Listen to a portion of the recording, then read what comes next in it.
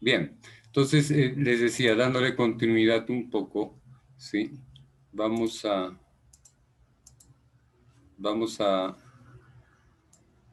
ver lo que ha supuesto digamos, lo que ha sido la psicología, ¿sí? Pero ya más adelante, ¿no? Es decir, hemos visto lo que les decía, los antecedentes filosóficos como tal, ¿sí? Los clásicos, digamos, ¿no? Sí, desde alguna perspectiva, si se podría decir así, digamos, ¿no? Bien, ahora quiero yo, ¿dónde está el? No me deja compartir. A ver, acá está. Eso es. Están viendo, ¿verdad? Ahora voy a poner para que esté en modo presentación. Bien. Bien, entonces estamos en esto, ¿sí? Estamos justo en los albores de lo que va a ser la psicología moderna, haciendo el tema del repaso un poco, ¿no? Bien. Entonces, ¿qué es lo que viene ahora? Lo que va a acontecer es que van a ver, yo diría, estos dos aspectos que van a catapultar la aparición de la psicología como ciencia, por decirlo de alguna forma. Es un decir lo de ciencia porque tiene sus peros ahí, pero bueno, se puede entender que sí. Entonces han habido progresos en la fisiología, ¿sí? Que ha tenido que ver también, ¿no? Con lo que con el crecimiento de lo que ha supuesto la investigación, obviamente, en el área médica principalmente, ¿no?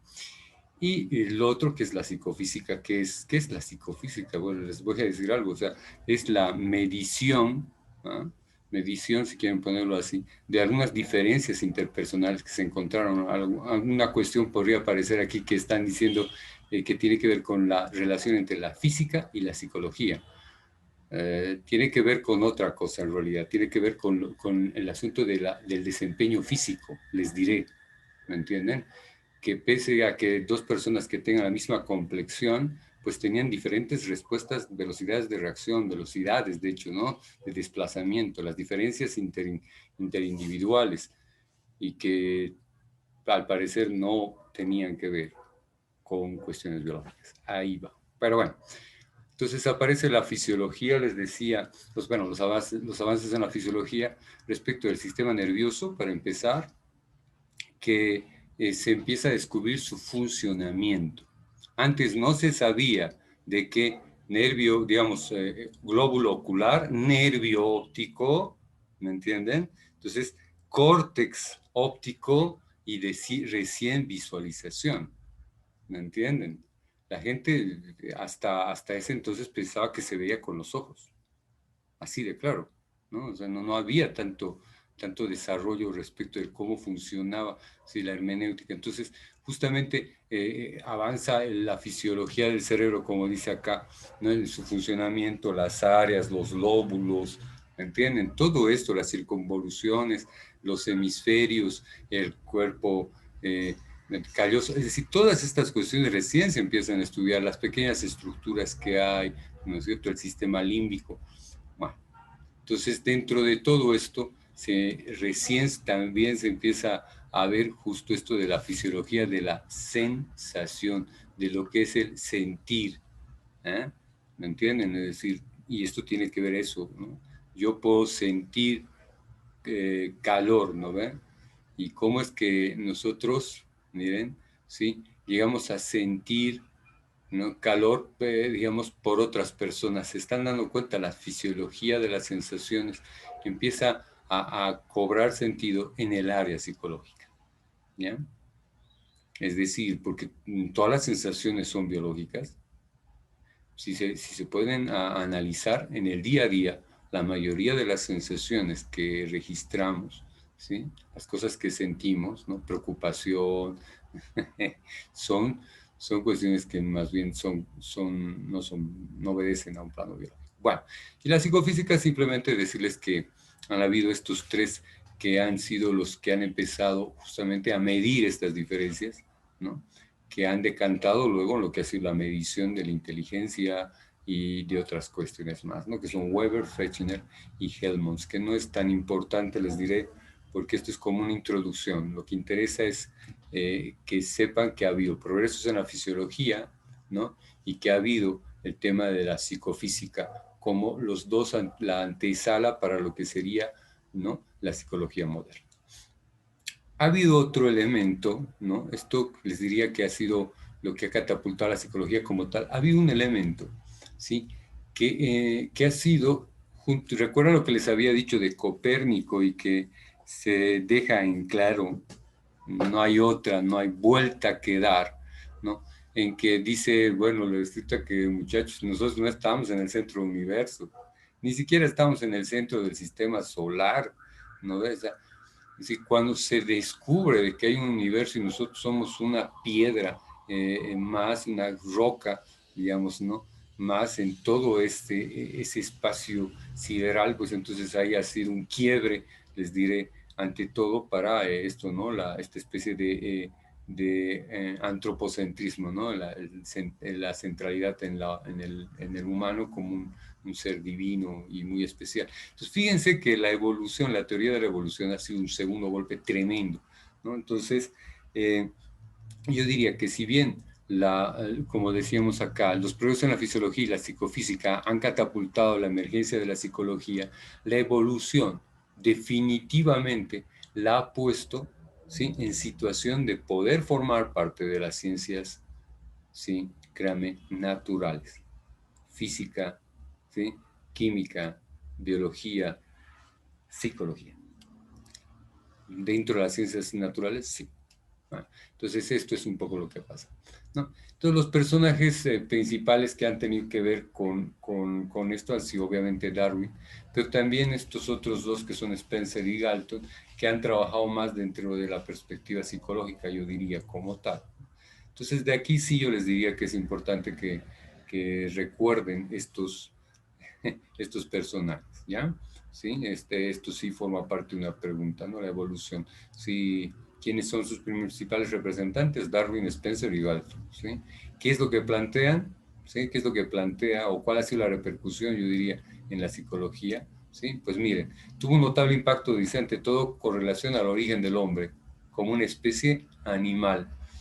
Es decir, claro que había un error en la afirmación de Darwin, pero tenía sentido lo que estaba diciendo, ¿no?, que descendemos de los monos, ¿ya? Sí, hay que explicar esto mejor, pero fíjense, no sé si ustedes han estado alguna vez en contacto, ¿sí?, con algún gorila, con algún mono, ¿sí?, pero bastante cercano, ¿sí?, con algún chimpancé, y no me refiero a sus parejas, ¿ya?, sino si han estado realmente con un animalito así, si han podido ver sus manos, si han podido ver sus ojos, ¿sí?, sus orejas, ¿no? Y bueno, no sé, yo sí lo he hecho y es impresionante y realmente es impactante. No sé si ustedes sabían, pero los chimpancés tienen los mismos órganos de fonación, o sea, tienen exactamente lo mismo que nosotros, pero no hablan y nosotros sí. Hello. Bien, bueno, les decía eso, ¿no? Entonces resulta que somos una especie animal, ¿no? No somos una entidad diferente. Esto es lo que dice la evolución. Y además, ¿quién decía esto? Charles Darwin, damas y caballeros, era un religioso en su momento, ¿me entienden? Era un muy creyente, ojo, aclaremos eso. Formaba parte de las sociedades ilustradas. ¿Recuerdan lo que les había dicho? Sociedad ilustrada. Es lo que después van a ser las sociedades científicas, con independencia política y religiosa. Entonces, él formaba parte de la sociedad ilustrada, pero era religioso, él, ¿no? Como tipo, como persona, ¿no? Y ya, pero obviamente lo que se trataba ahí eran cuestiones científicas. Y cuando, dada la tremenda evidencia, la visita a los Galápagos y una serie de visitas a Australia, etcétera, etcétera, olvídense, con eso ya fue, that's enough, es decir, la información que él y sus colaboradores, no solo sus colaboradores, otros científicos más habían logrado reunir, dejó muy en claro de que había pasado algo previo en la humanidad y que había surgido, ¿sí?, la especie humana como una más de muchas otras, y de hecho es muy reciente, ¿sí? Han habido otras que ya ni las vemos, ¿no? y que han dejado un impacto. Bueno, ese es el tema, les diría, es que es muy importante que ubiquen porque esto va a repercutir más, inmediatamente después en esto, ¿sí? En lo que va a ser la psicología moderna, ¿no? Pero repercute, les repito, en general y en la psicología en particular, porque nos va a permitir que el ser humano, por mucho que tenga alma, pueda ser estudiado en el marco de las leyes, digamos, de la naturaleza. ¿Me entienden? Entonces ahí es que, por eso es que también todo esto del cerebro humano, pues, y los avances, todo eso confluye para que surja, ¿sí? El tema de la psicología como la entendemos en la modernidad y no en la antigüedad, ¿no? Todo empieza, digamos, con ciertos movimientos que son más bien filosóficos. Todos estos, incluido, yo diría, el conductismo, incluido el psicoanálisis, la Gestalt, ¿no? La fenomenología, etcétera, etcétera. Todas estas son filosofías psicológicas. Yo no diría que son escuelas psicológicas, la verdad, en mi opinión, ¿no? Pero para que vayamos a entender cómo se está estructurando y por qué mucha gente que ha estudiado esto opina como yo, pues vamos a ver eso, ¿no? Entonces, para empezar, les decía, todo empieza con que en Alemania, ¿no es cierto?, se había visto que no se estaba estudiando sistemáticamente a la psicología, ¿no? No se hacía un estudio, digamos, muy profundo de esto, ¿no? Entonces, ¿qué es lo que sucede? Wilhelm Wundt, ¿no es cierto?, alemán, ¿no? Plantea en la Universidad de Leipzig la posibilidad de abrir un laboratorio para hacer estudios de psicología, ¿no? Entonces, de ahí es que surge el tema de la psicología como ciencia natural, justamente después de que me están entendiendo, ¿no? El evolucionismo surge, dice el ser humano es otro animal, ¡pum! Ese instante Wilhelm Wundt dice, pues entonces esto se puede estudiar como ciencia natural, pero haciendo un estudio de lo diferente, ¿no? De lo que el ser humano difería, digamos, de aquellas cosas las que el ser humano difería de respecto a los animales. Entonces ahí es que empieza a trabajar esto de las sensaciones. Pero a ver, para hacer un resumen, ¿qué es lo que interesa? ¿Sí? ¿Qué es lo que plantea el estructuralismo? Los principales representantes, obviamente Wilhelm Wundt y Titchener, ¿no? Del estructuralismo, que es que la conciencia, dice, es el resultado del conjunto de sensaciones que pueden estudiarse a través de la introspección. Repito, ¿cuál es el planteamiento central que realiza, ¿no es cierto?, la psicología, el estructuralismo como una de las primeras corrientes en el marco de lo que sería la ciencia natural, la psicología como ciencia natural. Plantea que la conciencia es el resultado del conjunto de sensaciones, ¿no es cierto?, que el ser humano puede experimentar, que un ser humano puede experimentar. Y estas sensaciones, ¿sí?, cada una de ellas puede ser estudiada a través de la introspección, o sea, la indagación, ¿sí?, verbal a través de verbalizaciones de qué es lo que sentía, qué es lo que le pasaba a la persona ante un determinado estímulo. Entonces se hacían estos estudios, ¿no? No sé si ustedes han ubicado, pero por ejemplo, yo les diría, a ver, a cualquiera de ustedes, están atendiendo todos, ¿no? Pues no estoy aquí al divino cacahuate, ¿no? A ver, Andreina, ¿estás por ahí? Sí, sí, listen. Yo te diría, entre el rojo y el blanco, ¿cuál dirías que representa para ti pureza? Para ti, Blanco. ya. Ok, así como la Andreina, 20.000 tipos respondían blanco. No me estoy diciendo, algo tiene que tener el blanco con la pureza. Me están siguiendo. ¿Y por qué uno siente que la sensación, ¿no?, de inocencia o de pureza cuando ve algo blanco? Eso es lo que estaba indagando Wilhelm, ¿me entienden? Y decía que había un mecanismo que había que estudiar. Eso es, entonces no hay más digamos, hay mucho más, pero digamos que no hay más que decir si vamos a sintetizar, ¿ok? Eso es lo más importante. Esto que les estoy planteando además les va a servir, incluso les digo, hasta para hacer una pinche conversación, muchachos, o sea, si son psicólogos de esto tendrían que saber. Bien. Ahora, lo otro también es que aparece una serie de corrientes, ¿no? Que van a decantar en lo que se va a llamar el humanismo, lo que va a ser la famosa psicología del acto. ¿Me entienden? ¿Sí? Es decir, es el principio, ¿sí?, de lo que sería el humanismo más adelante, ¿no? O sea, y cuáles son, el principal representante es Brentano, ¿ya? Stumpf, sí, pero el representante central es Brentano, eso les diría, ¿no? Entonces, ¿qué es lo que plantea? ¿Sí? Que hay un algo, ¿sí?, que excede al tema sensitivo como directamente conectado con la conciencia, que es lo que plantea el estructuralismo, ¿no? Si nosotros hacemos algo más, no juntamos, ¿ven? Esto se parece, es el preámbulo de lo que sería después la Gestalt.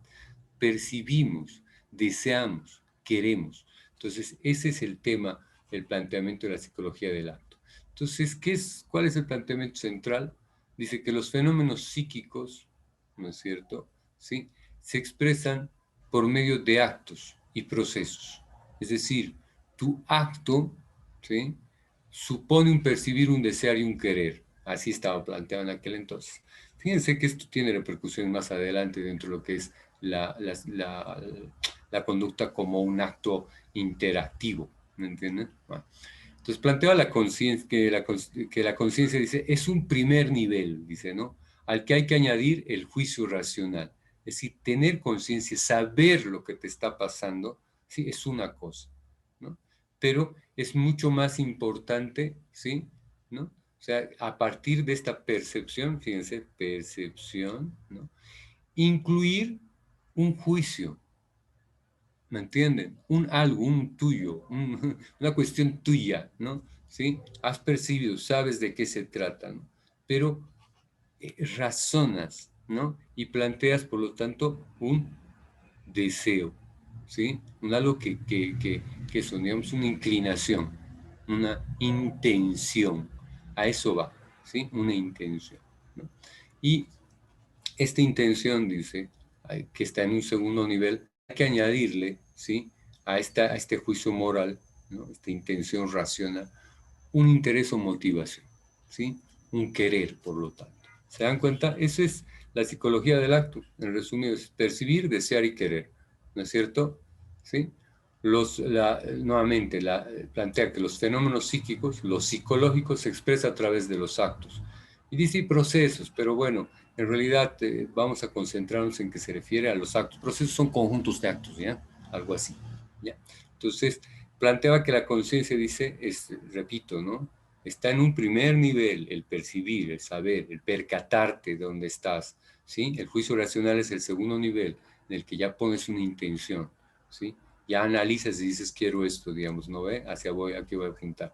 Y ese deseo tiene, o bueno, si quieres esa intención, ¿sí?, ese deseo tiene una motivación, una razón. Eso es más o menos, en resumen, lo que sería la psicología la psicología del acto, ¿sí?, que está planteada por Brentano. Bien, ahora vamos a entrar a cuestiones mucho más puntuales. ¿Qué es lo que sucede, no?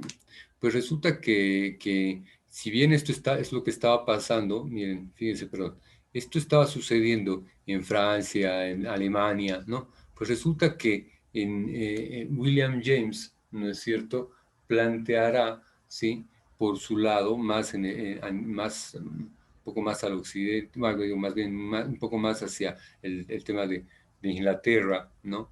Sí, planteará, sí, y también muy, muy vinculado a Estados Unidos luego, ¿no?, lo que es el pragmatismo.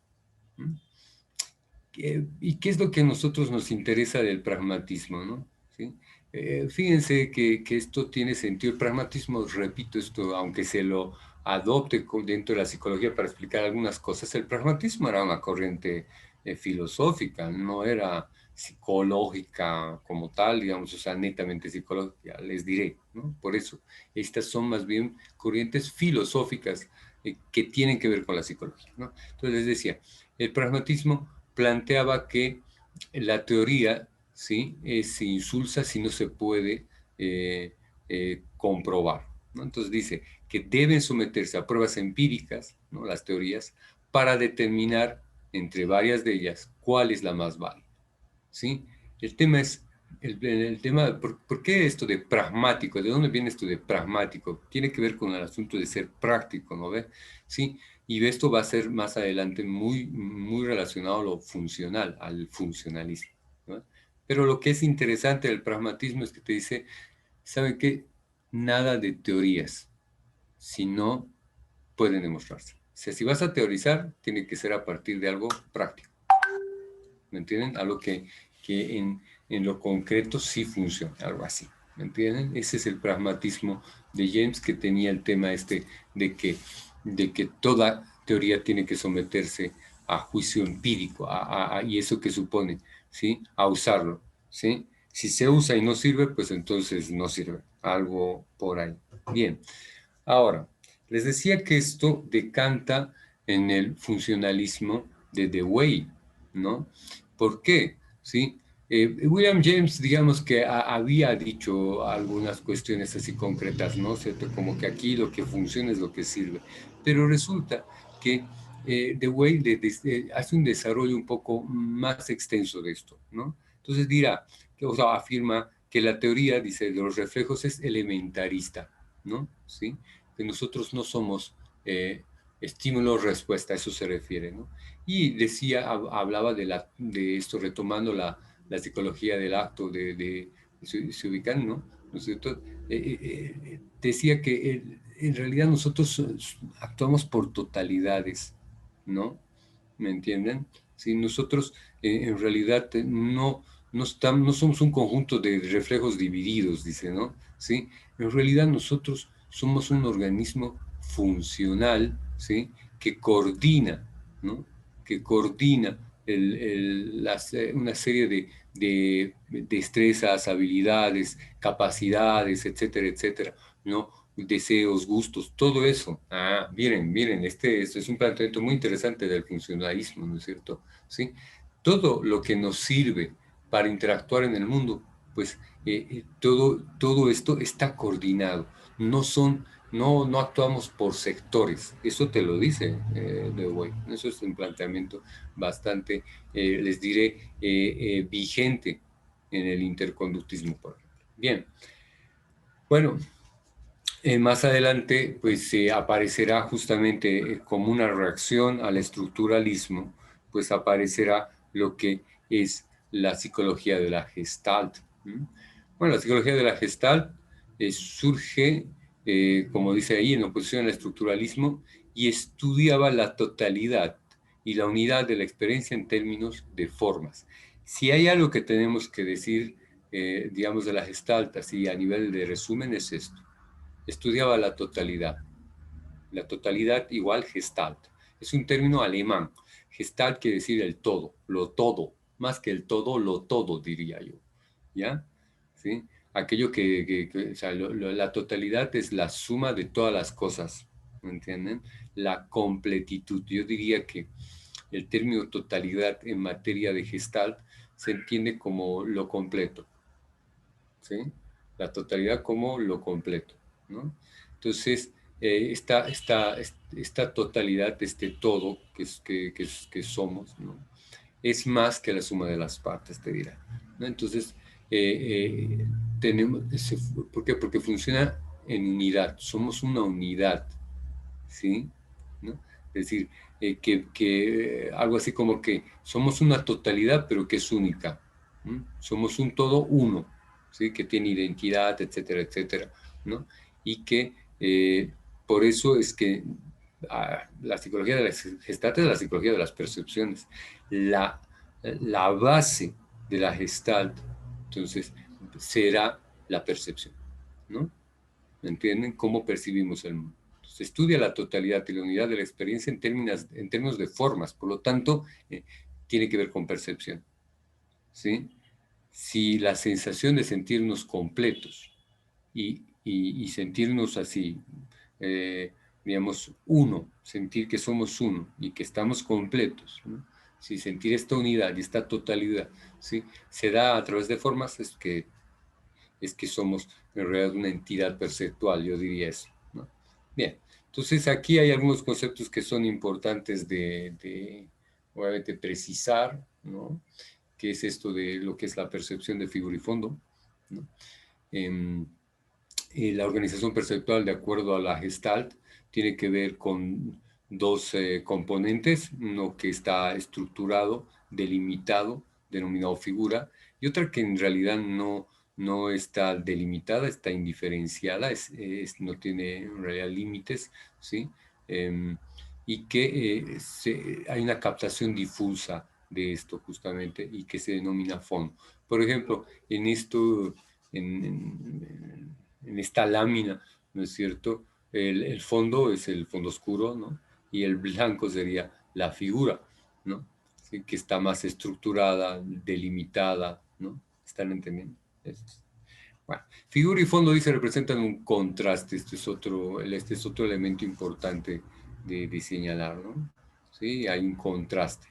En realidad nosotros formamos las cosas a partir de diferenciación, de diferenciar figuras y fondos, ¿no?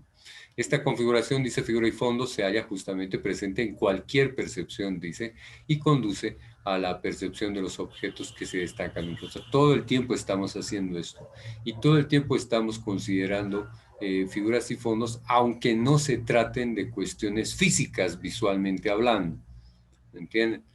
Por ejemplo, yo en este instante estoy hablando y todo lo demás puede formar parte del fondo con relación a mi persona, digamos, ¿no? Lo que está destacando ahorita es mi voz, digamos, ¿no? En off, claro, pero eso es lo que les quiero decir. Puede ser referencia de 20.000 otras cosas más, ¿no? Por eso es que la Gestalt hasta ahora es vigente. Hay muchos que se consideran gestaltistas, digamos, ¿no? A mí me suena a decir, como por ejemplo, mira, yo todavía soy neandertal, pero digamos que tiene vigencia, digamos, por algo será. Es porque tienen estas cuestiones en que la figura y el fondo han pasado a tener otro nivel, ¿no? Bueno, ahora, estas son las famosas leyes, ¿no? Que, digamos, aparecen dentro de lo que sería la psicología de la Gestalt, ¿no? A ver, vamos a hacer un repaso medio rapidito, pero la verdad también me estoy agotando con el tema de la garganta. Ya voy a traerme un poquito de agua. Mientras tanto, Carla, ¿estás por ahí?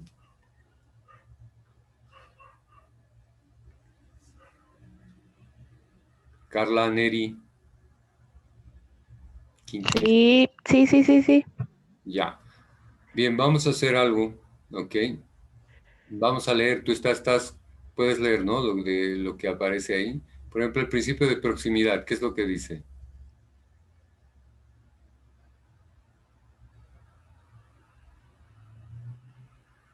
Hola. Y no sé qué ha pasado, parece que ha habido una baja. Ya. A ver, ¿quién más? Daniela, ¿estás por ahí? Galarza. Ay, qué lindo, qué bonito. Y no, me apreté mal. Sí, sí. Ya, proximidad. ¿Puedes leer, por favor? Sí, Adelante.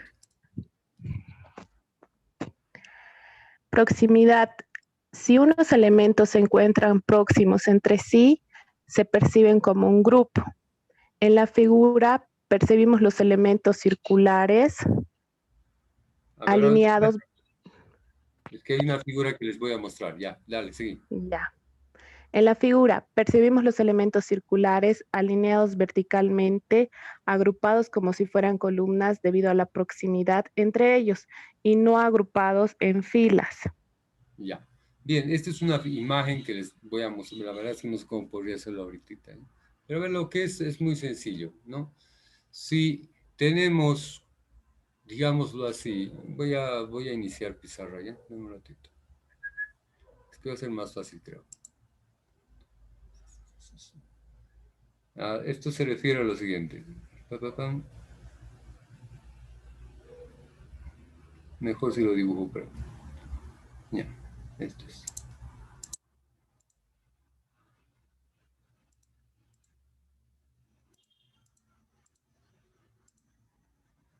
si tenemos una cuestión así, te está diciendo, ¿no? En que hay estas diferentes figuras, ¿no? Por un tema de proximidad, las vamos a asociar. Miren que si yo, a ver, tengo esto, ¿sí? Mejor voy a hacer así, a ver, que se den cuenta. Tengo esto aquí, esto acá, y esto más para acá, ¿sí? No vamos a agrupar esto, ¿sí? Las estrellas no van a ser agrupadas. En cambio, las cruces sí. Como, de hecho, ahorita la están viendo como una, ¿me entienden? Una mancha ya. ¿Me siguen? A eso se refiere, que dado que dos estímulos, ¿sí? Que se parezcan, pues los agrupamos. Eso te dice, por un tema de proximidad. ¿Me entienden? ¿Sí? Si unos elementos se encuentran próximos entre sí, se perciben como un grupo. ¿Sí? Ahora, ¿qué es lo que pasa? Resulta que en el tema de la... Ya. En el tema de la proximidad también sucede que tiene que ver justamente con la cercanía. Uno se aproxima por cercanía, pero también por otro elemento, que es la semejanza. ¿Ya? Bueno, Aleida, ¿estás por ahí? Gracias, Carlita. Aleida. Buenas noches, Licen. Sí, Ya. Bien. ¿Puedes leer lo que es semejanza?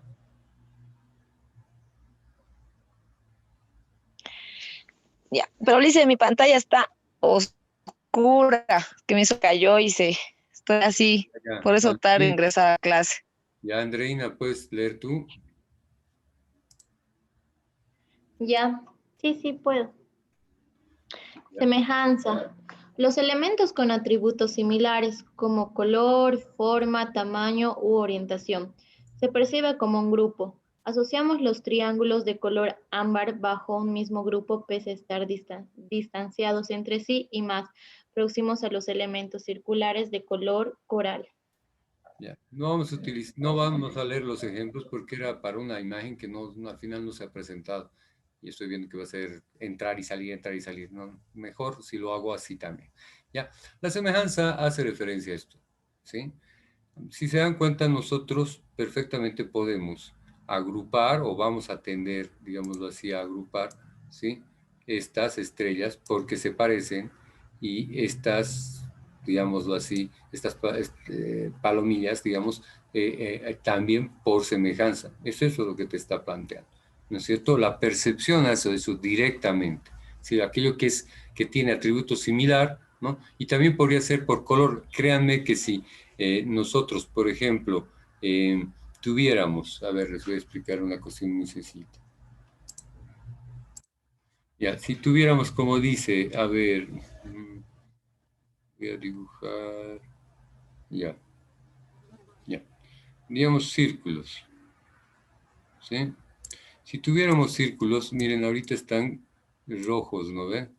Miren qué es lo que va a pasar, perdón. ¿Sí? Si nosotros tenemos estos círculos, que voy a intentar hacer del mismo tamaño, pero cambiamos luego de color. Miren que no es algo que la percepción va haciendo, ¿no es cierto? Mientras va agrupando, ¿sí? ¿Me entienden? Vamos haciendo esta cuestión de, vemos por un lado lo rojo y por otro lado los verdes, es decir, hacemos esto de irlos también, digamos, ¿no? Haciendo un trabajo, digamos, de procesamiento perceptual, ¿no? Vamos haciendo esto de agruparlos, ¿no? Por semejanza, ¿sí? Ahora, el tema del cierre, ¿en qué consiste? Beatriz Pacaja, ¿estás por ahí? Sí, listo, buenas noches. Creo que no lo escuché. Ay, Dios. Dale. Hola, Sí, sí, te escucho. Cierre. ya. Los elementos que parecen tener un contorno o borde alrededor de ellos forman parte de un grupo, aunque estén cerca o tengan semejanza con otros elementos fuera del borde. El hecho de existir un borde alrededor de varios de ellos hacen que los percibamos como un grupo, aún sin ser semejantes. Miren esto que les estoy planteando, ¿no? Digamos que hay una cuestión así, es lo que está diciendo, ¿sí? Que pueden ser varios signos, ¿me entienden? Pueden ser varios símbolos que estén presentes, ¿no? ¿Sí? Y si se dan cuenta, uno podría, por semejanza, ya hacer una agrupación. ¿Sí? Pero, si aparece un contorno, ¿me entienden? Si aparece un contorno así y otra cosa así, inmediatamente vamos digámoslo así, a entender de que esto es una cosa y que este es otro. Aunque los elementos, miren, sean compartidos. Pero es una cosa y esta es otra. Esta es otra cuestión que también sucede a nivel perceptual y que está explicado en la Gestalt, ¿sí? Que es el tema del cierre. Ahora, puede ser un contorno así o puede ser también segmentado, pueden ser varias formas de hacer contornos, ¿no? No vamos a ahondar más en detalles, pero digamos a eso se le puede. Bien, avanzamos, por favor. ¿Quién más está? A ver. Noelia, ¿estás por ahí? Buenas noches, licenciada. Estoy acá. Ya. Ahí vamos a continuar. ¿Puedes ver esta? Sí. La compleción es así, no está mal escrito, ¿ya? Es así, compleción. ¿La puedes leer? Claro. Nuestra percepción tiende a completar las partes que faltan, rellenándolas con los elementos que faltan, siempre que sea razonable. La figura no está completa, le faltan las partes y sin embargo vemos un círculo. Ya, menos, a ver, lo que pasa es que este es el ejemplo, ¿ya? Les digo, ¿saben qué pasa? Es como que si nosotros vemos esto, mira, les voy a explicar con una pequeña ejemplito. La Gestalt es muy rapidito, pero bueno, les decía, si no tiene esto, esto y esto, y yo les digo, ¿qué figura es esta? ¿Qué figura es Noé?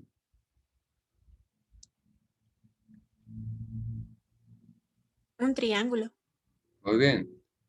Y si yo te digo que hay esto, bueno, a ver, vamos a hacer con otra cosa. Es que esto es algo que les quiero decir, que no tiene que ser puntos. ¿Ya? Puede ser también esto, miren. Puedo colocar así. ¿Sí? Y yo te pregunto, bueno, ya para hacerlo más... ya. Entonces, yo te pregunto, atiende bien, Noé, ¿qué figura geométrica sería esta? Un rectángulo. ¿Ves? Miren que es un medio desafío la que te he hecho, Noé, ¿no? Pero fíjate que tú has completado y has dicho, esto no es un cuadrado. ¿Se han dado cuenta? ¿Sí? ¿Y por qué? Porque ha completado, incluso ya tenía una percepción de las distancias, ¿no? Sí. A eso se llama. Y esto lo ha completado ella, ¿me entienden? O sea, lo ha completado la Noé. Entonces, eso es compleción, ¿no? Nuestra percepción tiende a rellenar las partes que faltan, ¿sí? Siempre y cuando, digamos, aquello que con lo que se va a rellenar es razonable, es lo que te dice, ¿no? Bien. Ah, bien, continuidad. A ver, ¿quién está? Giancarla, ¿estás por ahí? Sí, Lizzie. A ver, ¿puedes leer? Sí. Los elementos que están uno a continuación de otro se perciben como elementos continuos, aunque hay un espacio entre sí. Pase a la semejanza en forma, color y tamaño. Está bien, está bien. Ya no está bien. Ya. Se dice que, por ejemplo, ¿sí? Aunque hayan espaciamientos, desde una cuestión tan sencilla como esta, ¿sí? Miren lo que estoy haciendo. Me voy a pasar por toda la lámina, ¿no? ¿Sí? El tema de que estén en continuidad hace que tratemos de ubicar, ¿sí? ¿Qué forma está formando esto, digamos? ¿Me están entendiendo por continuidad? ¿Sí? ¿Eh? Le podemos dar, ¿sí? Un tenor, o sea, podemos percibir esto con que estén al lado, ¿sí? Entonces, la continuidad tiene que ver eso, ¿no? Con el asunto este de que uno No, al anterior es como que lo completa, pero la continuidad, ¿sí? Es que podemos percibir algo como si fuera una línea, ¿sí? Cuando en realidad son un conjunto de elementos que están cercanos, ¿me entienden? ¿Sí? Pero su continuidad, pues, le otorga una forma, ¿no es cierto? ¿Sí? Adicional, si quieren ponerlo. O sea, a eso se refiere con esto de continuidad. Bien. Conectividad. A ver, ¿quién? Viviana, ¿estás por ahí?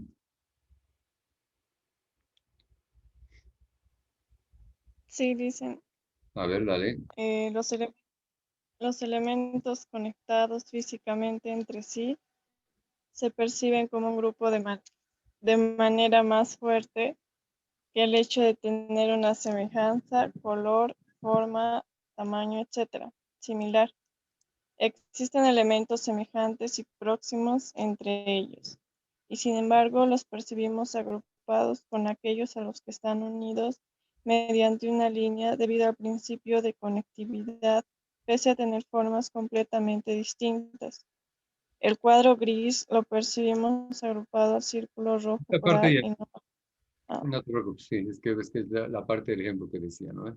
Miren a qué se refiere. Si yo conecto esto con esto, ¿sí? Esto con esto, así. Así como están viendo, con una línea física, ¿sí? ¿No? Y es más, voy a hacer esto además. A mí se me canta además, para que entiendan el principio ese, aunque les voy a explicar después a qué me referí, ¿ya? Y encima hago esto,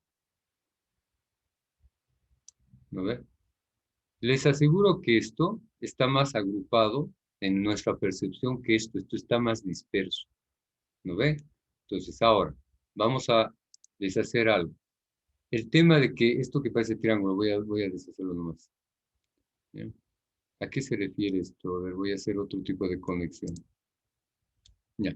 Entonces, digamos, para que se entienda el tema este de las diferentes figuras, que si están conectadas, miren esto, qué interesante, pues incluso eso se puede percibir como más agrupadas que otras que no tienen este tema de la conectividad. Así, miren, esta línea, miren, tan, a eso hace referencia, ¿no? Que si hay algo que perceptualmente sea contundente, suele ser más, ¿sí?, significativo que incluso este grupo que sí, podríamos decir que lo agrupamos, ¿no?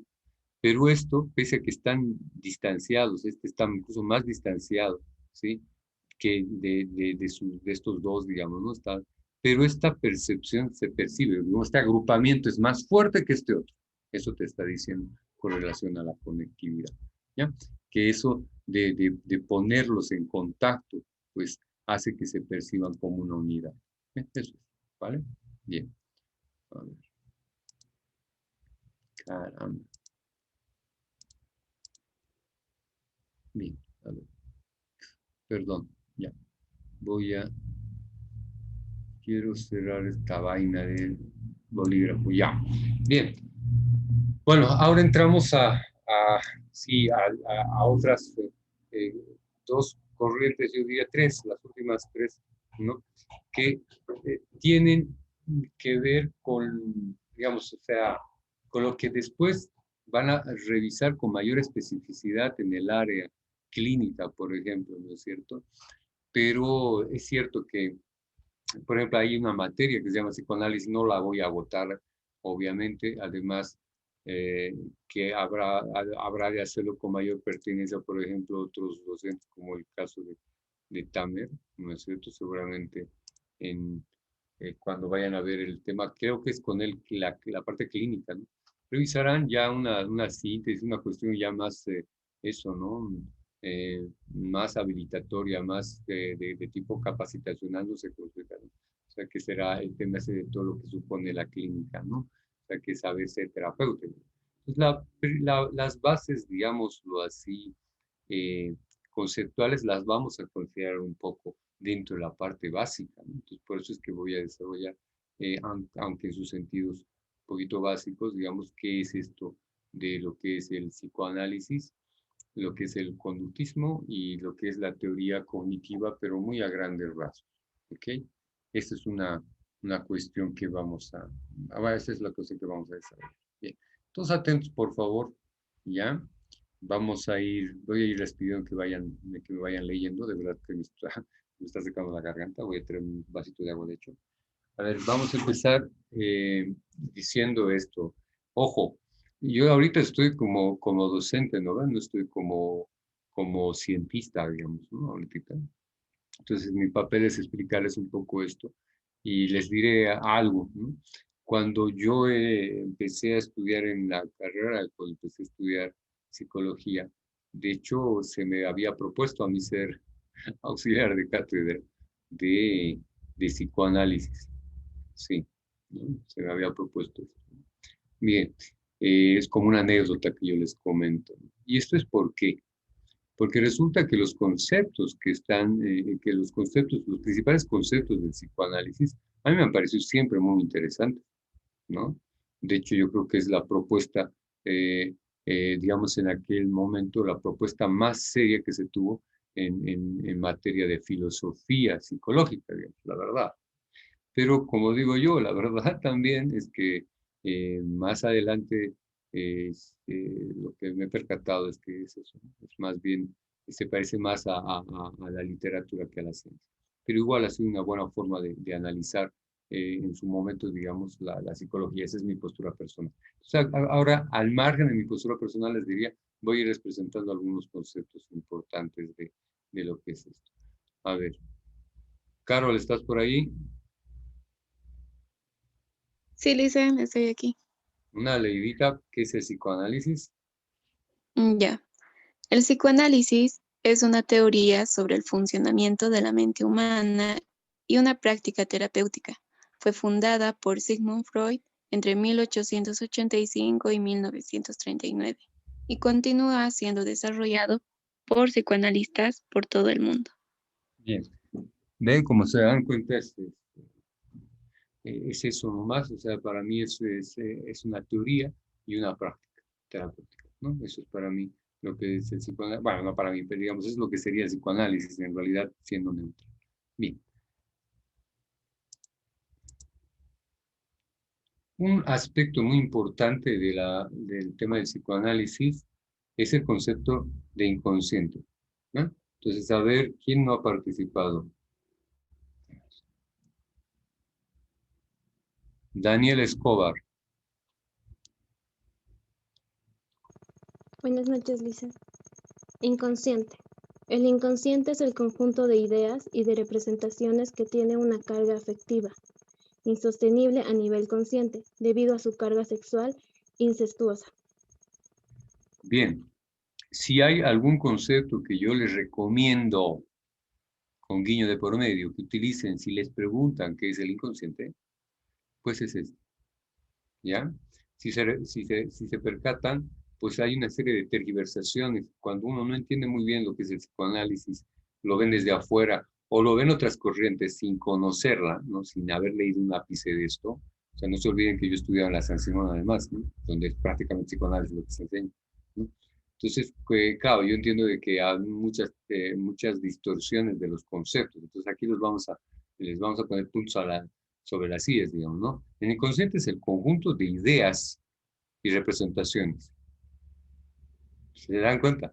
Pero que tienen esta carga afectiva. Si se dan cuenta, es una definición, ¿sí? Que es psicoanalítica, ¿no? Que una carga, ¿y por qué es insostenible esta carga afectiva? ¿No? Porque no pueden soportarse a nivel consciente. Tienen una carga, ¿sí? Sexual incestuosa. ¿Qué quiere decir? Que esta carga afectiva tiene una connotación incestuosa, ¿sí?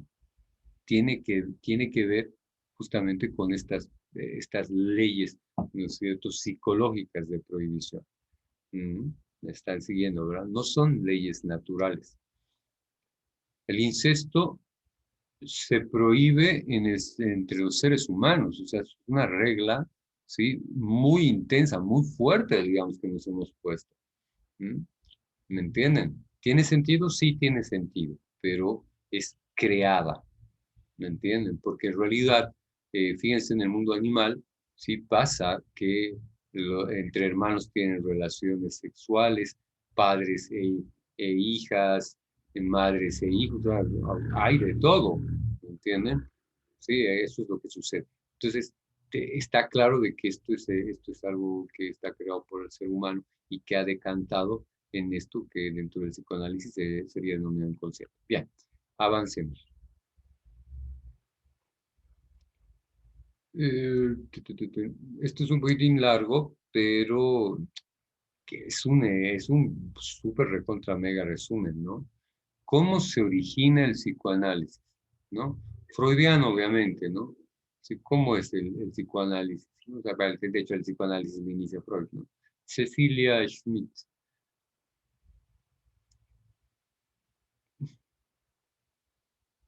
¿Estás por ahí? A la 1. Ceci, a las 2. Ceci, a las 3. Liz Medrano, ¿estás por ahí? Sí, Lisa. Ya. Vas a leer el primer párrafo, ¿ya? Origen del psicoanálisis de Freud, ¿no? Freud descubrió, adelante, por favor. Está bien. Freud descubrió, trabajando con sus pacientes histéricas, que los síntomas contenían un significado oculto. Con el tiempo aprendió que los síntomas neuróticos eran mensajes que portaban contenidos psíquicos reprimidos e inconscientes. Un ratito, vamos a ir por partes, ¿ya? Como ya que el destripador, ¿ya? Dice que Freud estaba trabajando con pacientes histéricas. Ustedes saben qué son las pacientes histéricas, ¿no? ¿Cómo eran las pacientes histéricas? ¿A qué se refería con pacientes histéricas? ¿No? Aquellas que tenían ataques histéricos. ¿Alguien me podría describir alguno de los ataques histéricos que se tenían en aquella época para que podamos contextualizar el origen del psicoanálisis? ¿Sí? ¿En qué consistían los ataques histéricos? ¿Alguien me puede dar un ejemplito? Tal vez un ejemplo sería aquellas personas que tenían epilepsia. ¿Podría ser? Ya, aunque la epilepsia era algo que estaba controlado psiquiátricamente. Tenía que ver, sí, ¿no? Porque muchas veces se confundía, pero los ataques histéricos, o típicamente histéricos, eran ataques como de tipo actoral. Por eso les estaba preguntando. Voy a poner la cámara. Bien, a ver, no sé si me están viendo, pero a ver, voy a ver esto.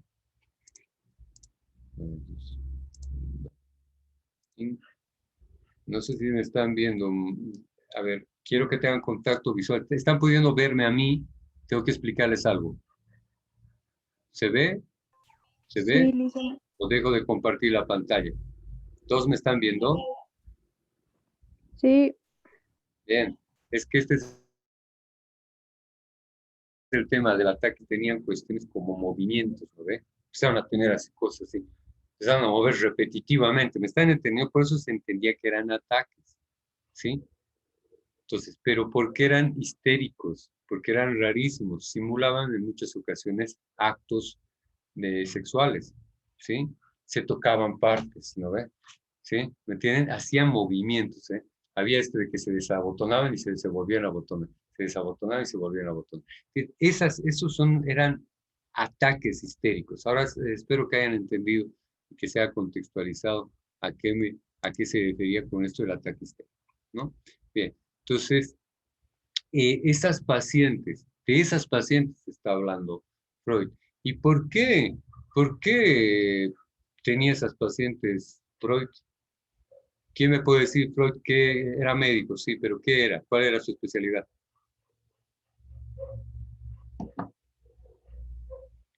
Hola, ¿nadie sabe qué hacía Freud? ¿Cuál era la especialidad de Freud? ¿De verdad, teens degenerados? Ya. Bien, Freud, o alguien sabe, a la 1. ¿Quieren ganarse puntos extra? Mentira, no estoy dando el examen. No digo, no estoy dando puntos. Claro. Freud, sí, les diré que él era neurólogo, estaba estudiando, o sea, él estaba, lo que le interesaba era el comportamiento neurológico, digamos, de sus pacientes. Y por eso es que los ataques de Tourette, etcétera, que estaban, por eso se ha vinculado mucho con la psiquiatría. Todos estos eran, sí, por ejemplo, Tourette Si es otro tipo, no sé si conocen, pero es cuando de repente empiezas a gritar y decir cosas, ¿no? Y ahora estás hablando normal, dices, ¡puta mierda, carajo! ¿Sí? Y después sigues hablando, todo normal. ¿Me entienden? Pueden tener improperios, pueden insultar, decirle algo a la otra persona que es insultante, ¿no? Es un pobre tarado, ¿no? Y como te iba diciendo, ¿no? Sí, ¿me entienden? ¿No? Ese tipo de cuestiones, algo así les pasa. Entonces, por eso es que Freud se relaciona con este tipo de pacientes, ¿no? Para que se ubiquen, ¿no es cierto? Y resulta que justamente lo que pasa es que con el tiempo, dice, como estaba leyéndoles, que aprende que los síntomas neuróticos eran algo así como mensajes, ¿sí? Que estaban diciendo otra cosa, ¿sí? Estaban diciendo algo que estaba reprimiendo a estas mujeres y que estarían en algo que Freud, me parece que razonablemente en su momento, le llamaría inconsciente. ¿Está bien? Eso es. Bueno. Perdón. Ya. Continuamos, les decía, ¿no? Entonces, continuamos por Liz. Ok, dice, esto le permitió desarrollar su cura por la palabra, lo que revolucionó la interacción entre los pacientes y los terapeutas. A ver, antes de que continuemos, claro, lo que pasa es que los doctores, ¿qué hacían? Pues antes, damas y caballeros, ¿me entienden? Hablaban con el paciente, no, tome asiento, me va a decir si le duele aquí, si no le duele aquí, así era. Ahora se percatan cómo el contexto en el que surge tiene mucho sentido, ¿sí? De por qué se empezó a hablar de psicología. No hablaban los doctores con sus pacientes, no les conversaban, les decían, ¿y cómo así? ¿Qué preocupaciones tienes? A ver, contame. ¿Me entiendes? No, no hacían eso. Cero. Les interesa un cacahuate a los médicos. Él empezó a preguntar cosas. Entonces, yo diría que en ese sentido sí ha sido, digámoslo así, un protopsicólogo, por supuesto que sí, ¿no? Porque ha hecho algo que nadie hacía en el ámbito médico, por lo menos no así, ¿no? Bien, entonces a eso se refiere. Entonces, eso de la cura por la palabra es porque él les hablaba, les decía, ¿y con qué? ¿Y qué hongos? ¿Y por qué esta pierna? ¿O por qué esto? No sé, la verdad es que no sé, mi marido no me desea y nunca me toca la pierna. Ah, me están siguiendo y empezó a ubicarse que hay alguna conexión. Adelante, porfa. Listo. Está bien. Dice, Freud atendía a sus pacientes 6 días a la semana, escuchando y respondiendo a lo que ellos quisieran decirle, mientras permanecían tendidos en el diván. Bien, hay algo muy interesante que tiene que entender antes que continúes. Perdón, Liz, te voy cortando, sí, perdón. ¿Sí? Te dice que lo que él hacía era como que se había percatado que habían cosas que las pacientes, ¿sí? Las expresaban en el cuerpo, a eso le llama justamente enervación corporal o somatización, ¿no es cierto? ¿Sí? Por eso le llama histeria de conversión. Se percata que los dolores físicos orgánicos en realidad se debían a problemáticas que no tenían un origen digamos, físico-orgánico, sino que tenían un tenor que tenía que ver con sus relaciones y en general principalmente con aquello que tenía que ver con lo sexual. Eso es lo que pasa. Ahora les decía que una cuestión, tendidos en el diván. No sé si ustedes saben, pero en realidad esto es más accidental que programado. Freud no tenía, al parecer, un carácter muy fuerte, ¿no? Y el Charcot, por ejemplo, que era un psiquiatra que él conocía, sabía manejar muy bien la hipnosis, ¿no? La hipnosis necesitas tener un carácter, una forma de, digámoslo así, impactar en el otro para que tenga efecto. ¿Sí? Entonces esto no lo podía hacer, ¿no? Entonces Freud era un pésimo hipnotizador, entonces eso es lo que pasaba, no le salía, ¿no? Y él decía, ya no puede ser que solo bajo hipnosis se puedan obtener cosas. Entonces él empezó a hacer esto de decir a la gente, bueno, ya que no puedo obtener esto, de que porque lo que quería es que les dieran cosas que no podían admitir, digamos, ¿no? Y bajo hipnosis se podía, la gente soltaba la información, ¿no? Él quería esa información, ¿sí? Pero se percata que además de que en estado hipnótico, que las personas digan cosas, ¿sí? No hace que después lo recuerden en el estado consciente, entonces prácticamente no sirve.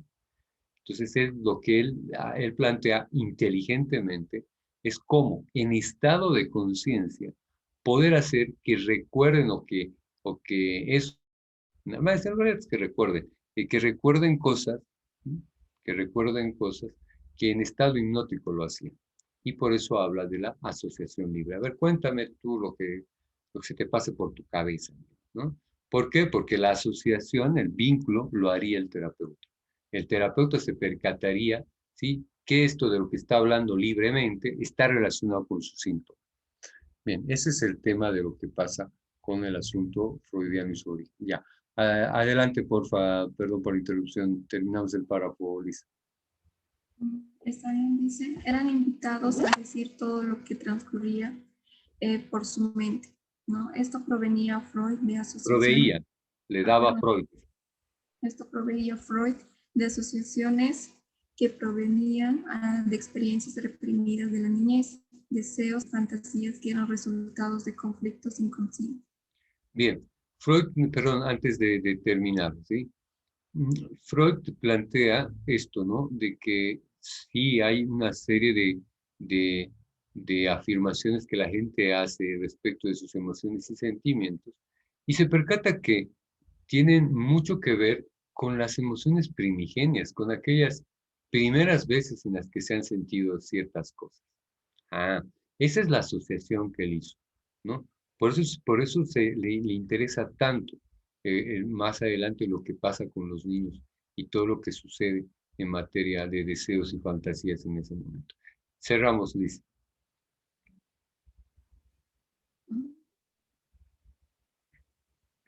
Una vez traídos a la conciencia dichos conflictos, podían ser analizados y los síntomas desaparecían. Bueno, esa era la idea de Freud, pero no era cierto, ¿no? Es decir, él pensó que al tener idea de cuál era el origen, al saber cuál era el origen de ciertas emociones, ciertos actos, ciertos síntomas, como quieran, ¿no? Ciertas cosas que las personas pensaban y sentían y hacían, ¿no? Al saber de cuál era su origen, sí iban a curar, ¿no? ¿Por qué? Porque él notaba, pues dice, es por esto, pucha, qué bacán, qué increíble, digamos. Y podía entender a dejar de hacerlo. Pero les cuento algo. Freud se percató ya en aquel entonces que aparecían otros síntomas. Es decir, que en realidad es, esto más adelante de la terapia racional emotivo-conductual se puede ver con más nitidez, les digo, desde otra perspectiva, ¿sí? ¿Qué es lo que sucede entonces? Resulta que lo que hay que hacer es desmontar, ¿me entienden? El tema de lo inconsciente, no aceptar que lo es, que esto es un poco lamentablemente la conclusión a la que llegó Freud, porque entendió de que esto era inmodificable, lo inconsciente, ¿no? Eso les diría como un guiño, digamos, adicional. Y si queremos hablar en lenguaje psicoanalítico, ¿sí? Yo les podría decir, paréntesis aparte, sí se puede desmontar a aquello a lo que Freud le llamó inconsciente. ¿Ya? ¿Ya?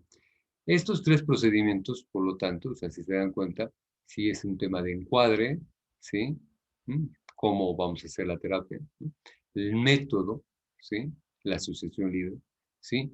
Y la forma de resolverlo, la interpretación, ¿no es cierto? Terapéutica. El terapeuta interpretando lo que está relatando la persona, ¿no es cierto? Es un poco así. Bien, a ver. Entonces, dice, estas tres cosas que te plantean, ¿sí? Dice, no solamente se transformaron en un potente método de tratamiento, sino también en una herramienta eficiente para estudiar la psiquis humana, ¿sí? Que más tarde originó, dice, el desarrollo de una cada vez más sofisticada teoría psicoanalítica sobre el funcionamiento de la mente. Y en años recientes permite sumar una serie de estudios comparativos con el nuevo campo denominado neuropsicoanálisis. ¿Qué tal? Sí. ¿Ha avanzado esto bastante? Sí, teóricamente se han seguido desarrollando, por supuesto, ¿no? El tema es que al no ser una terapia de contraste con evidencia, pues mucho de lo que supuestamente se dice que se hace puede estar más en la teoría que en la realidad, ¿no? Eso es lo que les digo. Bien, eso es básicamente el tema del origen del asunto freudiano. Digamos, el origen del psicoanálisis tiene que ver con el asunto de las pacientes histéricas, un estudio de la sintomatología, ¿no es cierto?, que ha hecho Freud, ¿no es cierto?, y percatarse de que si se le habla a la persona en determinados marcos, ¿no es cierto?, en determinado marco, no como que te chaceteen, sino que te hablen en serio, te digan, a ver, contame de verdad qué es lo que te pasa, digamos, ¿no es cierto? Eso es el encuadre, ¿no? Cuando se le sitúa a la persona en determinadas condiciones de interacción, ¿sí? Obviamente más adelante se entenderá que esto es un encuadre terapéutico, ¿no? Entonces, decir a la persona que vamos a hablar en determinados marcos de referencia, ¿no?, que puede hablar de lo que desee y que se va a interpretar esto, ¿no es cierto?, y que esto va a arrojar luces respecto de lo que aparece inconscientemente y que le está haciendo sufrir a la persona, ¿no? Bueno, eso es lo que les diría que ese es el origen, que yo creo que es muy legítimo, muy bueno y hasta celebrable, digamos, no es algo que se puede celebrar nuevamente porque se estaba haciendo incursiones dentro del ámbito de la psicología, algo que no se hacía en el ámbito médico, lo cual hay que rescatar. Bien. Pero, ¿qué otras cosas más hay? ¿No? Bien. Entre las cosas que hay que ir, que es importante de señalar, ¿no? Primero, sí te dirá, a ver, vamos a hacer rapidito, ¿sí?, que las experiencias tempranas, ¿no es cierto?, que tenemos en la niñez son determinantes. Es algo que tenemos que entender. ¿Cuál es el lugar que tienen las experiencias tempranas de la niñez para el psicoanálisis? Son determinantes. Eso. Lo que va a pasar en tu niñez va a marcar lo que va a ser tu vida de ahí en adelante en materia de personalidad, con pequeños accidentes, pequeñas cuestiones así, pequeños cambios, lo que quieras, pero principalmente vas a ser the same person. Entonces, ¿cómo se entiende esto, no? Pero te dirá que, a ver, por favor, les voy a pedir, a ver, ¿a quién le pido? ¿Quién no aparte? Maití. Buenas ¿Estás noches. ahí? Sí, sí. Ya. ¿Me puedes leer esto, por ejemplo? Son una amalgama de fantasía y realidad caracterizada por deseos pasionales, impulsos primitivos y ansiedades infantiles. El hambre despierta el deseo de tragarse todo, pero también el temor de ser tragado. El deseo de estar en control e independiente está asociado al temor de ser manipulado o abandonado. La separación de algunos de sus cuidadores puede significar quedar expuesto, sin ayuda y abandonado. Amar a uno de los padres puede ser riesgoso, puesto que el niño puede temer perder el amor del otro padre. Estos deseos tempranos y temores resultan en conflictos que no pueden ser resueltos, son reprimidos y se vuelven inconscientes. Bien. Este es el planteamiento que a mí me parece que también es algo rescatable, digámoslo así, de lo que es el psicoanálisis y que me parece que está perfectamente puesto. Sin embargo, la repercusión determinante, yo les digo desde afuera, hay que restarle, ¿no? O sea, no es que es determinante, pero sí es una etapa altamente importante. ¿Por qué? Porque es la primera en la que hacemos estas cosas. Hacemos los contrastes emocionales. ¿No ve? Amar, odiar, ¿sí? ¿Me entiendes? Necesitar, prescindir. Independizarte, ser abandonado. Es decir, estas sensaciones extremas se registran justamente porque estamos en una etapa de crecimiento. Todo puede ser más agrandado, ¿sí? Y también algunas cuestiones pueden ser minimizadas. Los peligros se minimizan, ¿no es cierto? Y algunos detalles se agrandan, es decir, puede pasar de todo en estas etapas, digamos, en materia emocional, y sí puede marcar, digámoslo así, tu vida, ¿no? Pero no la determina, ¿sí? Marcar en el sentido de que pues te hace único, ¿no? Estos elementos, ¿no? Pero determinar, eso sí yo diría que no está así. Pero en el lugar que tiene el psicoanálisis es que sí es determinante. por si acaso, aclarando figuras, ¿no? Bien. Eso. Esto, mira, porque ha quedado en la... Esto debe estar un poquito más grande. Ya. Pero a ver, el desarrollo psicosexual. Vamos a... Este concepto es otra cuestión que es muy importante, como a Freud le interesa lo que pasa en la primera etapa de nuestras vidas, pues entonces se da cuenta de que hay una serie de diferencias que no son las que se establecen a nivel neurológico, sino diferencias de etapas que no son biológicas, sino son psicológicas. Entonces son por eso psicosexuales, ¿no? Por eso dice Freud entendió que la maduración progresiva de las funciones corporales se centraba en las zonas erógenas, ¿sí? Él se va percatando de que progresivamente hay ciertos sectores, ¿no?, en nuestro organismo que cobran más importancia que otros. Al principio la boca, porque es un tema alimentario, ¿sí? Luego el tema del control esfinteriano, y por lo tanto ya también es el ano el que cumpliría esta digámoslo así, preponderancia, y finalmente cantaría en el tema de los genitales. ¿Pero por qué? Porque la teoría freudiana, ¿sí?, al percatarse en sus pacientes que tenían tanto componente sexual, pues se sesgó un poco por ahí, yo diría, ¿no? Entonces, que todo lo ha visto bajo esa óptica sexualizada, digamos, y todo está sexualizado, así es que ha sido perfectamente comprensible que haya entendido que el mundo se entiende desde lo sexual y nada más, pero lamentablemente. Bien, entonces dice que se centraba en las zonas erógenas y se avanzaba en esta maduración junto con los placeres y temores experimentados, dice, en relación a quienes hayan sido sus cuidadores, ¿no?, tomados estos como relación de objeto. Si miren qué es lo que dice cuidadores, es muy importante que se entienda esto, ¿no? O sea que, ¿por qué? Porque habrá que plantear esto de la función materna a la función paterna, ¿no? Sí, que es algo que, por eso he tenido ese cuidado, ¿no?, que hay que aclarar, ¿no? Bien.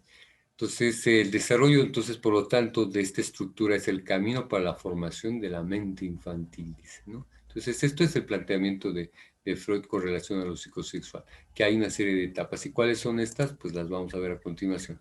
Esto es más importante. En el examen se preguntará cuáles son estas etapas, ¿no? Bien, avanzando un poco entonces. Ustedes saben que hay estas, ¿eh? No voy a ahondar tanto en detalle porque esto sí tiene que ver con cuestiones que a nivel clínico seguramente van a chequear más dentro de lo que es la terapia psicoanalítica, ¿no? Bien. A ver, les decía, la etapa oral, pues eso, ¿no?, que ocupa los primeros 18 meses de vida, ¿no?, que tiene que ver con el asunto de la... ¿cómo se dice? No me acuerdo cuál, hay una imbricación, pero no es el término que se utiliza en psicoanálisis. Bueno, el asunto está en que basado, apoyado, es decir, en un instinto, en una necesidad nutricional, ¿sí?, se posa una pulsión, digamos, ¿no?, que es más libidinal. Es decir, detrás de lo que supone la alimentación oral del infante está la obtención de placer. Eso es lo que te dicen, ¿no? Entonces, por eso te dice que la boca es la zona erógena central en ese momento del desarrollo psicosexual, ¿sí? Y bueno, que por eso es que a través de esto va a explorar el mundo, ¿no? Todo lo lleva a la boca, ¿sí? Y bueno, lo que hay que entender es que la boca obviamente tiene una sensorialidad muy particular, es muy sensitiva y claro, es algo que después va a crecer y se va a engrosar y que va a perder sensitividad, pero sigue siendo muy sensitiva, por eso no, les digo yo así de claro, ¿no?, no siendo, sin seguir una línea psicoanalista, sino siendo más bien concretistas, pues, ¿por qué la gente se besa? Pues es un sector altamente estimular, ¿no? ¿Y por qué tiene que ver con lo sexual? ¿Me entienden? Sí, tiene que ver con el tema de que por ahí es bueno que se registre un placer adicional en la succión, porque esto hace que lo sigamos haciendo, aunque no queramos alimentarnos. ¿Qué tal esa? Bien, pero bueno, ese es el tema, ¿no? La etapa oral, que está caracterizada justamente por la boca y por llevarse cosas a la boca. La etapa anal, ¿no?, que lo que marcaría, digamos, se marcaría más o menos justamente después de la etapa oral, a esto de los 3 años, más o menos, ¿no? ¿Sí? Y que se trataría de la etapa de control esfinteriano, como les decía, ¿no? En la que el tema de si voy al baño y hago las necesidades como me lo piden o no, ¿me entienden? Pasa por mi voluntad. Yo empiezo a controlar el esfínter. O sea, no es que siento la necesidad, voy al baño y ya está. Si realmente puedo retener, ¿no? Puedo retener, o sea, puedo aguantarme un rato, ¿eh?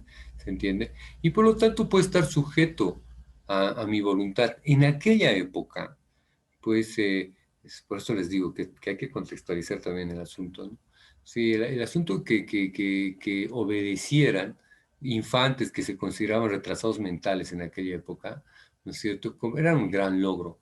Entonces, los padres pucha, andaban detrás de los niños enseñándoles, ¿no? A que fueran al baño, ¿no? Porque de hacerlo, pues les ahorrarían un montón de trabajo. Hay que ser claros en esto, ¿no?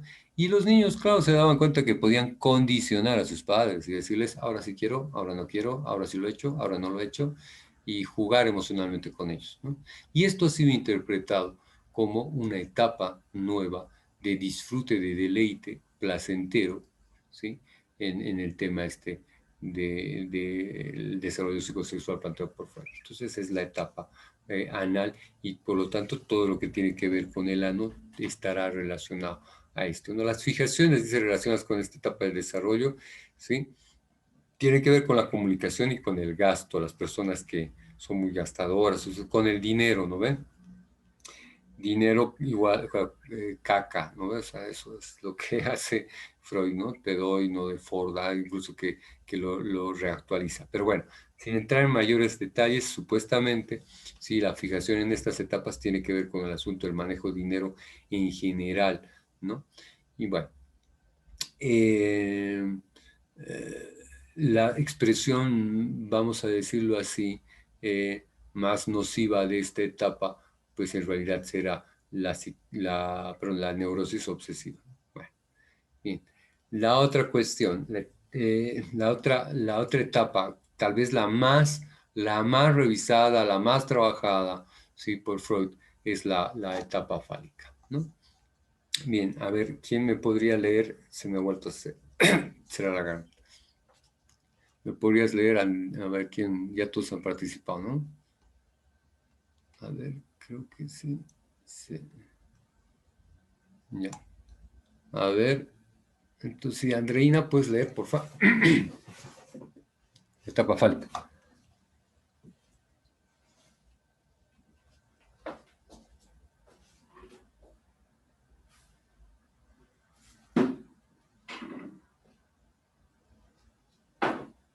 Hola. Qué bien, o sea, ¿dónde está? Ya. Ya lo digo, pero a ver. Les decía, la etapa fálica, pues es una etapa que se encuentra entre los 3 y 6 años. La zona se concentra ya en los genitales. ¿Por qué? Porque obviamente ya hay una maduración, no sé si ustedes saben, pero la diferenciación sexual que se inició, por algo hemos nacido algunos con pene y otros con vagina. Entonces es porque ya se empezó a ejecutar la función de diferenciación sexual y esto va a continuar a lo largo de la vida, ¿no? Lo que sucede es que entre los 3 y 6 años, pues resulta que aparece una maduración neurológica y por lo tanto mayor sensitividad en ese sector, ¿no? Y bueno, en esta etapa, ¿sí? Aparecen esto de los registros que tienen que ver primero con el asunto de la micción y el control miccionario, pero obviamente ya la percatación de que ese sector, ¿sí? Al estimularlo, ¿sí? Genera placer. Bien, y dentro de todo esto, pues está el tema de entender la diferenciación sexual, comprenderla, ¿sí? La concepción es incipiente en esta edad, entre los 3 y 6 años, pero resulta que a los 3 años los haces piramidales, ¿sí? Se integran al sistema nervioso central. ¿Qué quiere decir esto? Que el sistema nervioso periférico, que antes podía aparecer como desagregado, se experimenta cohesión, unidad. Por primera vez el sistema termina de conectarse, se ensambla el sistema nervioso con el sistema periférico. Eso es lo que hace. Esos son los famosos haces piramidales, o sea, se integra, ¿me entienden? El sistema nervioso. Y al hacer esto, Por eso es que más adelante Jacques Lacan hablará del estadio del espejo, ¿sí? Al pasar esto a nivel neurológico, resulta que ya hay una percatación del cuerpo, de la anatomía y obviamente de las diferencias, ¿sí? De lo que es un pene y lo que es una vagina, y que si se toca, se estimula y pueden presentarse erecciones. Entonces, esto que más adelante va a tener obviamente unas funciones más complejas, pues ya el niño lo percata, se percata y se da cuenta de, ahí ya registra, aunque sea, repito, a nivel incipiente, esta atraccionalidad, ¿no? Y aquí aparece el asunto. Por eso es que en esta etapa también se pueden identificar ya algún homosexualismo incipiente, digamos, ¿no? Que va a decantar en homosexualismo, bisexualismo, lesbianismo, etcétera, etcétera. Aquí se puede ir notando ya, ¿no? Porque sí, ya se tienen estos primeros registros atraccionales. Entonces, esto obviamente, dentro del marco de una familia, donde se tiene el papá varón, la mamá mujer, pues se empiezan a notar cosas y puede surgir algún tipo de reacción atraccional, perfectamente sí, ¿no? Y por eso es que de ahí se habla de lo que sería el complejo de Edipo. Bueno, la etapa de latencia que más o menos está entre los 7 y 12 años, ¿no? Se inicia más o menos, ¿sí? Después de la etapa fálica y supone la introducción digamos, en la etapa escolar. Por eso esto es raro que algo que es netamente psicológico esté tan mediatizado en la teoría del desarrollo psicosexual por algo que la sociedad ha establecido, que es la escolaridad. Sí, que empecemos a estudiar a los 7 años tiene que ver con un proceso de maduración neurológica, no psicológica. Entonces, esta etapa de latencia coincide, nuevamente les digo, con el inicio de la escolaridad y se extiende hasta los 12 años, ¿no? Y se supone que ahí lo que se hace es una cuestión de congelar los deseos y sublimarlos, ¿no? Llevarlos hacia otros fines, hacia fines distintos, digamos, ¿no? Eso. Después, la etapa genital, ¿sí? Es una etapa que no estaba planteada netamente por Freud con ese nombre, ¿m? Sí, como tal, digamos, ¿no? O sí lo ha mencionado, pero digamos, son términos que se han utilizado como etapas en lo posterior, yo diría, pero son perfectamente admisibles, ¿no? Y la etapa genital que fue mencionada, pero digamos que no ha sido desarrollada tanto por Freud, pues hace referencia a que eh, después de la maduración, la culminación de la maduración sexual que supone la pubertad, ¿sí? Y que se va a prolongar durante unos años más, resulta que se define de manera más concreta, más contundente, más selectiva también, ¿sí? ¿Cuál va a ser nuestra orientación sexual? ¿No es cierto? ¿Sí? Se definen el tema de las diferencias, digamos, atraccionales con relación a los demás y se fija ya la zona genital como la zona erógena por excelencia, ¿no es cierto? Sí, principalmente, digamos, ¿no es cierto? Es el sector en el que, digamos, si se ponen a pensar las relaciones interpersonales, si llegan al asunto de las relaciones sexuales, es que se ha pasado a un nivel de intimidad muy alto. ¿Ah? Entonces, ese es el lugar en el que cobra en la etapa genital el asunto de las zonas típicamente reproductivas. Bien, entonces hay otras cosas que son importantes de entender, ¿sí? Como es el tema del complejo de Edipo, por ejemplo, ¿sí? A ver, Carol, ¿estás por ahí? ¿Puedes leerme el complejo de Edipo?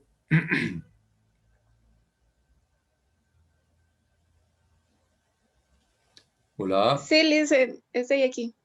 dale. Sí, sí. ¿Se escucha? Sí, Ya. adelante. El complejo de Edipo es el núcleo de toda neurosis. El niño, a los 6 años, se vuelve consciente de la naturaleza sexual de la relación entre sus padres, de la cual él está excluido.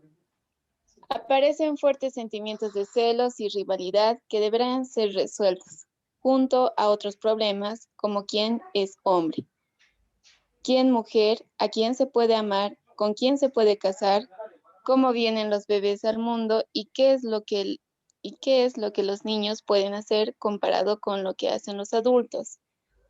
La resolución de esos desafíos va a moldear el carácter adulto y el super-yo.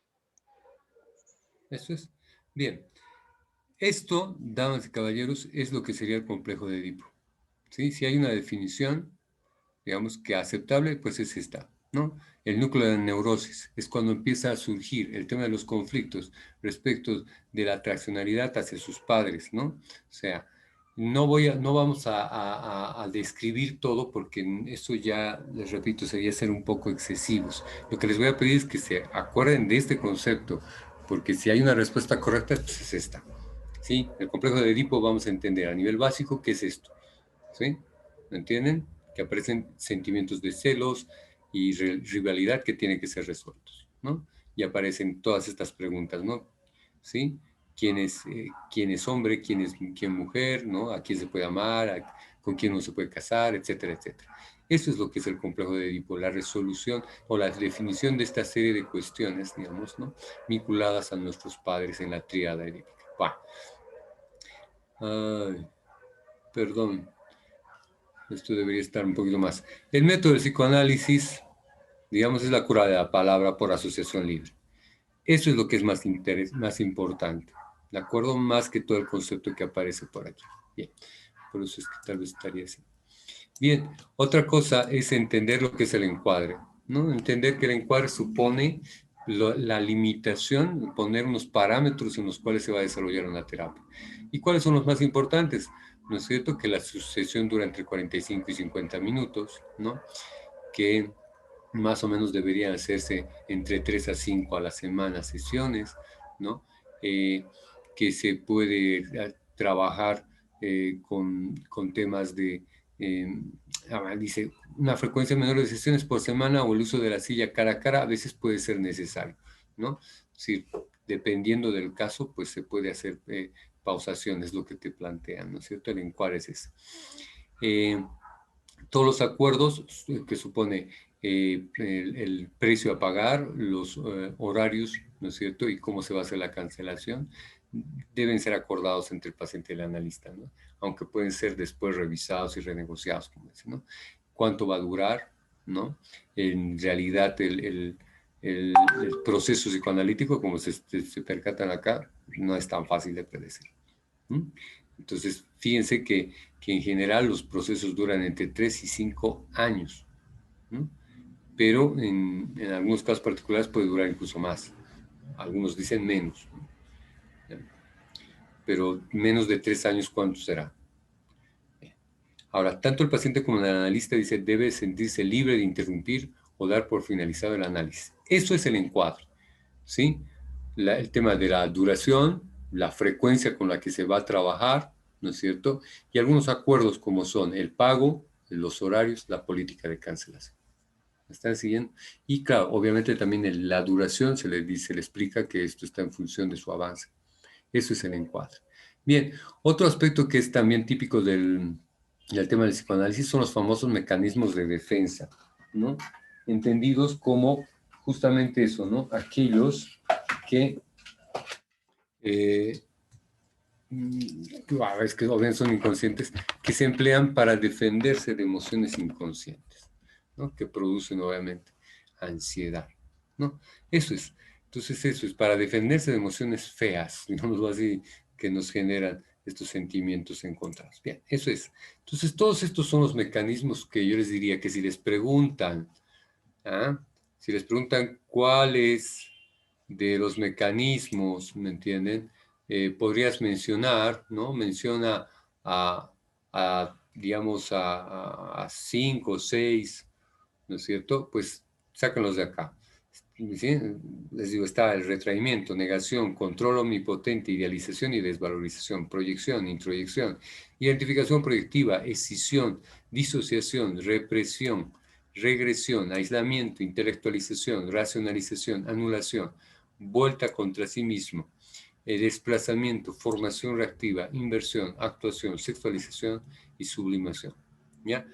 Es demasiado, y hemos quedado también en que esto no tiene por qué ser desarrollado, porque obviamente todo esto pasa por una mirada ya más clínica, ¿no? Pero sí por lo menos saber cuáles son, ¿sí? Cuáles están en vigencia. Bien, lo otro, ya para ir cerrando, digamos, les diré, porque ya no falta mucho, ¿sí? Es ver lo que es el conductismo, ¿no? Y vamos a decir que el conductismo en sus inicios podríamos decir que ha sido una corriente de la psicología, ¿no? Que ha sido contraria a los planteamientos psicodinámicos del psicoanálisis. Descartaba la noción de mente o de vida mental, ¿no es cierto? Y considera que todo debe restringirse al vínculo entre los estímulos y respuestas en contextos determinados, ¿no? Considera que el objetivo es más importante que lo subjetivo, ¿no? Que no hay nada de intrapsíquico, que lo interior, la idea de lo interior es solo una idea, ¿no? Y que lo que tenemos que hacer es concentrarnos en el comportamiento observable. Eso es. Bien, entonces plantea el paradigma respondiente a partir de lo que serían las ideas de Pavlov. ¿Y qué es el condicionamiento respondiente? ¿Sí? También denominado pavloviano. Sí, es aprendizaje por asociación. Es decir, que se percata que si un estímulo neutro lo asocias a un estímulo condicional que ya produce, a un estímulo incondicional que ya produce una respuesta incondicional, vas a obtener respuestas condicionales. Eso es lo que plantea con relación al condicionamiento respondiente. Bien.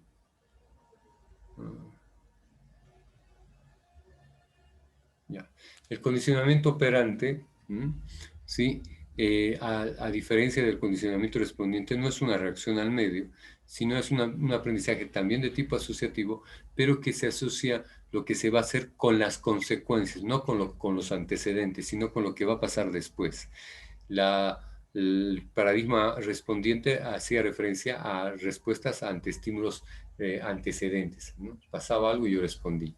Entonces, muchas veces, la mayoría de los comportamientos, dirá Skinner, en realidad se deben a lo que vas a hacer por lo que viene después. Entonces, tiene que ver con el asunto de el aprendizaje a través de las consecuencias, ¿no?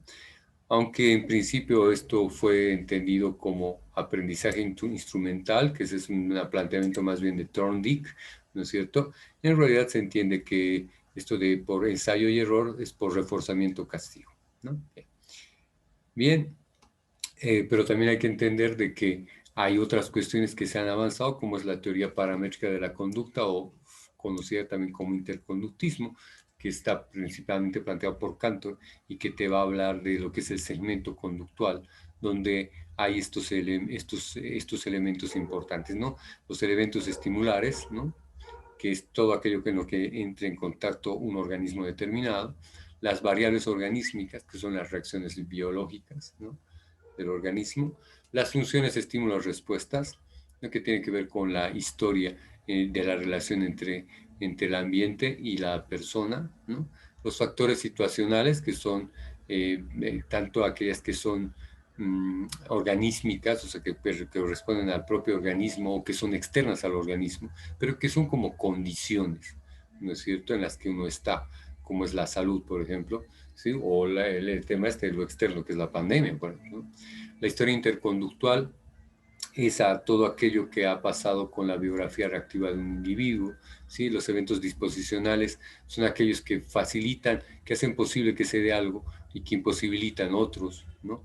Y los medios de contacto justamente a nivel físico y social, que es lo que hace posible que interactuemos. Eso es lo que les diría en sentido general. Finalmente, que me gustaría que hablemos de lo que es la teoría cognitiva, ¿no? Sí, a ver, déjenme ver. Sí, que es esta famosa que se puede llamarse cognitivismo o constructivismo también, ¿no? Cognitivismo, ¿sí? Que ha sido planteado principalmente, ¿sí? En sus inicios, por lo menos, por Europa, ¿no? Es un planteamiento bastante europeo, ¿no?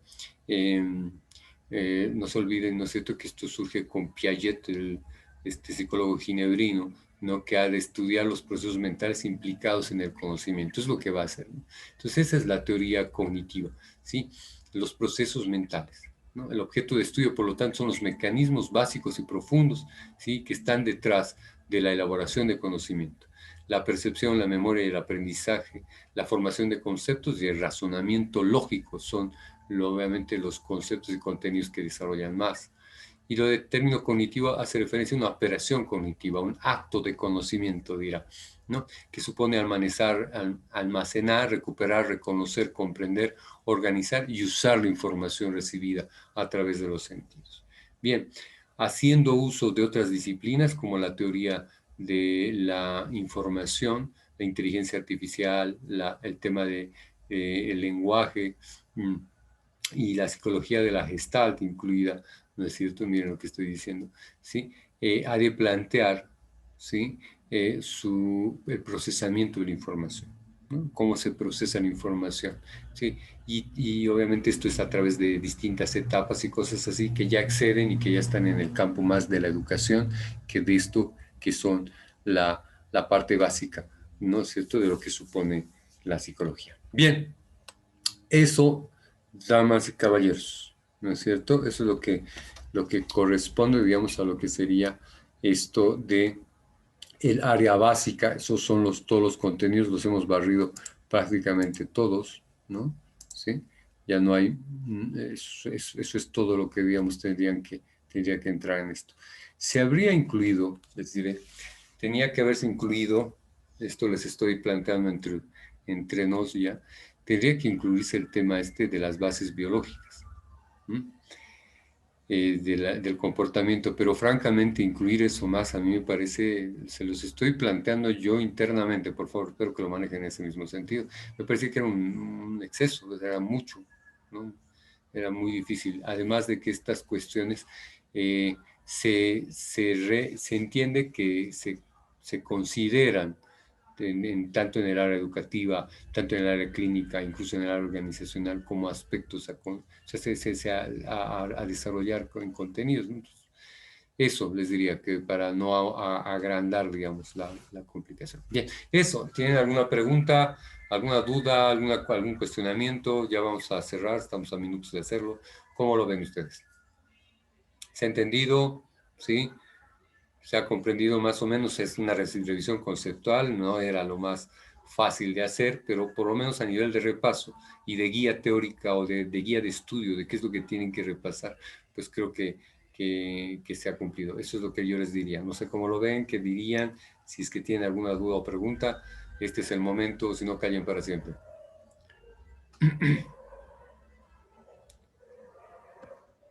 Lice, ¿nos podría pasar las diapositivas? ¿Habría esa posibilidad? Por supuesto que sí, por supuesto, yo les puedo pasar el material, ¿no?